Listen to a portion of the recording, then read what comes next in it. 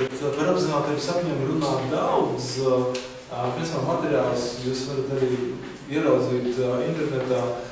Ir daudz dažādu skaidrojumu vispār par apzinātajiem sapņiem. Ir daudz informācijas, bet viņa ir dažreiz pretrunīga, un tāpēc šodien mēs kliedēsim dažādus tādus kļūdainus uzskatus. Pirmkārt, tad, kad cilvēki runā par apzinātajiem sapņiem, ļoti bieži jauc ar astrālo projekciju. Pirmais, kas ir vajadzīgs, tas ir apzināties sapnī. Tas ir pirmais līmenis, kad cilvēks tad pirmo reizi tur pamēģina kolosālas sajūtas, tur viss tik intensīvi, tad vispār tā ir tāda absolūti cita pasaule, absolūti kaut kas jauns. Otrs līmenis ir tad, kad jau sāk nopietnāk, piemēram, dizainēt apkārtni.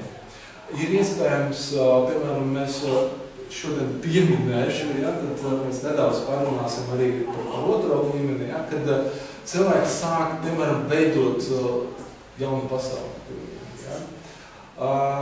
Ir iespējams ārstēt sevi, tad iespējams sevi attīstīt, rast kaut kādas atbildes.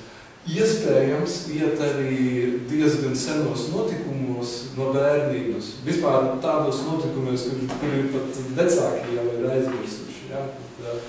Un atsaukt šos notikumus tik reāli, kad liekas, ka tu tur pilnīgi piedalījies. Šodien mēs runāsim par perifērijas tādu skatienu.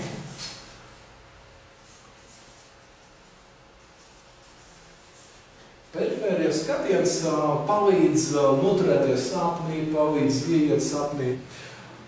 Jūs miesties, ja jūs iemācīsieties relaksēties, tad, kad jūs domājat.